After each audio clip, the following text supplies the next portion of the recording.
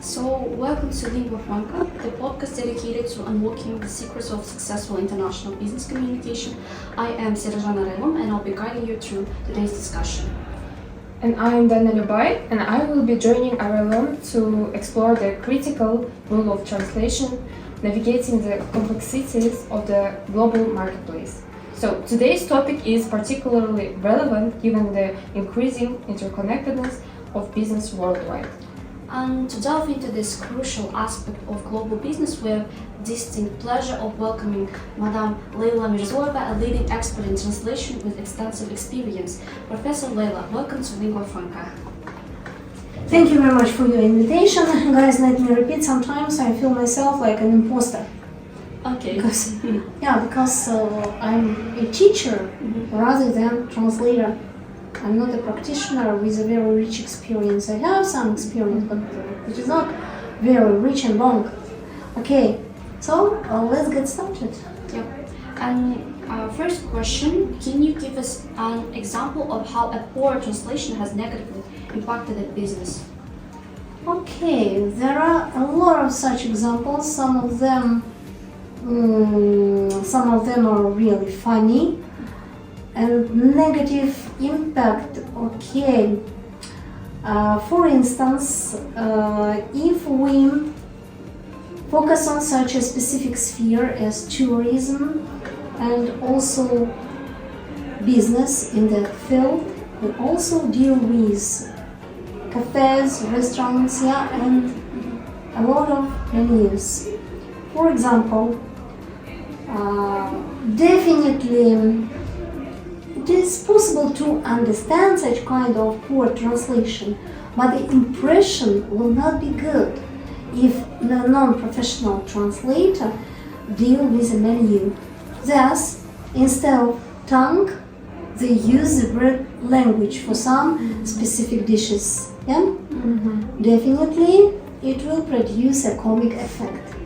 Moreover, as far as I remember, I have seen such a strange mistake as input, and this was the banner, and over the door, the entrance door into the hotel. I suppose the impression will not be good, so the amount of visitors will be not so big as they want it to be. Okay? I suppose it will be a negative impact. Moreover, in some cases, poor translation will be really dangerous. For instance, in medical translation. That will be really dangerous. And of course, if you are a responsible translator, you will lose a lot of time to translate a very short document. If it is a medical prescription. Thank you. That leads perfectly into my next question. What parts of a business need really good translations? Well, as I have said before, if it is about medical sphere, if it is about health, if it is about especially vaccination, we should be careful. Also, if it is about, for example, legal translation, such documents as contracts or probably agreements should be translated as close to the original as it is possible at all, and they should render the meaning perfectly in accordance with the original text.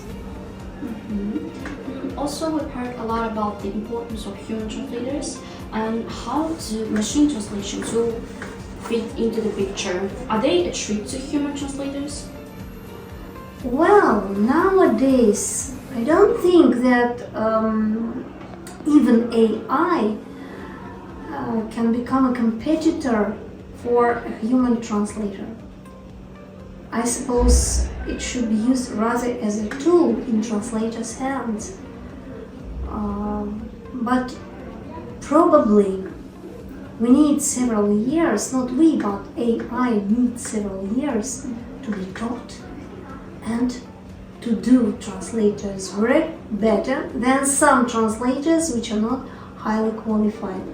The only difference is between highly qualified translator who is able to study for the whole life, for the long life learning, yeah, that translator will be never,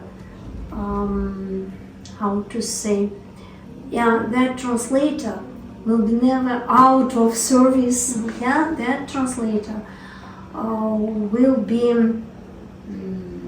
one of the key figures in business.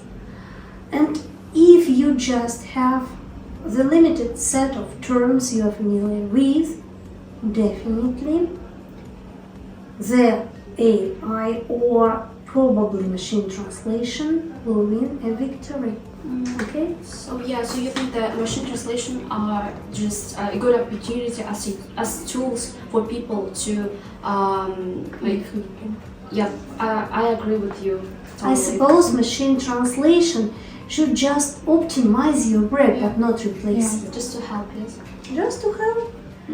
Just to save your time probably, to manage your time better, just to do all technical aspects instead of you.